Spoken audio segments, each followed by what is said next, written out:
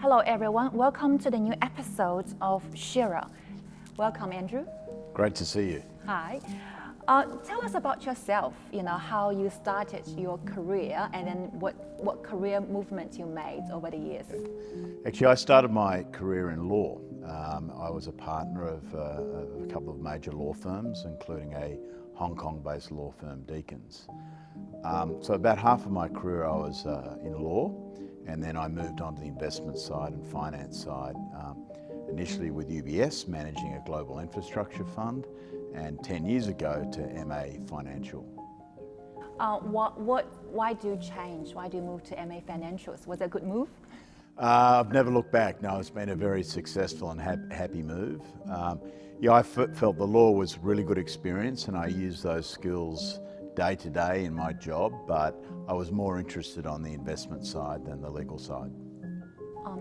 So talking about, you mentioned before when we were discussing, so you said this is a very good career move for you, and then coming from a UBS, a very large financial institution, moving to, at the time MA was called Smallest, was just like a startup in Australia. Yes. And then you literally built it from the ground up. It was like your baby, the asset management team.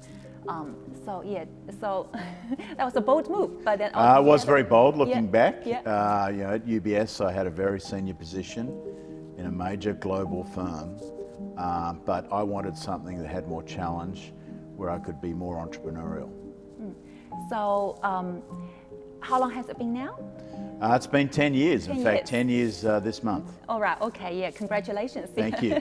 Yeah, so tell us about some significant, investments or significant stories of these 10 years, how from day one, how you get here, yeah.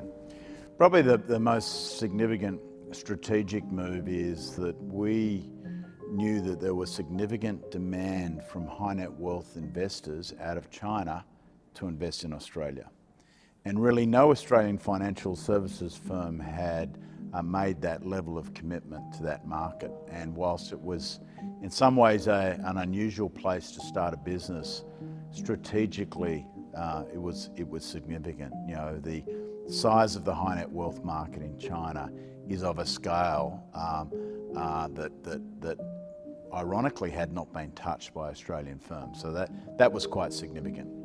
So from the investor's perspective, you've brought in lots of investors coming to Australia.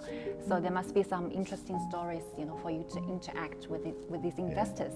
A lot of fun stories and interesting stories. What I love dealing with the Chinese high net wealth client is they're very smart, hard-working, entrepreneurial people. So we talk about the size of the capital pool that is brought to Australia, but more importantly, it's been the talent and the entrepreneurial and business talent.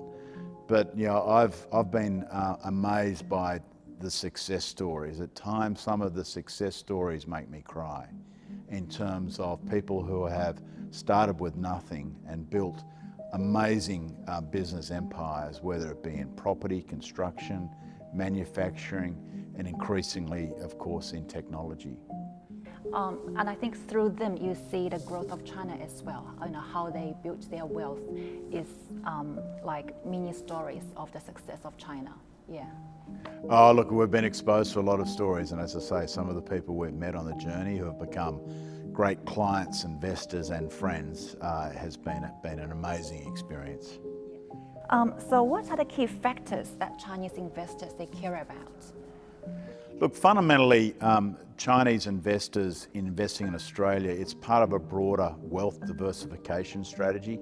Any smart investor doesn't want to put all of their eggs in one basket. So whether you're based in China, the US, or Australia, it's a smart investment strategy to put part of your investments in another country.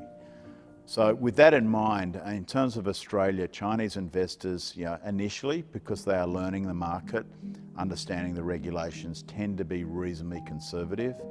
So, a focus of a smart Chinese investor is all about capital protection. That's very important. As they become more familiar with Australia, perhaps they're going to take more risk, but fundamentally it's capital protection. What that means is they're big investors in commercial real estate and big investors in credit are the two main asset classes.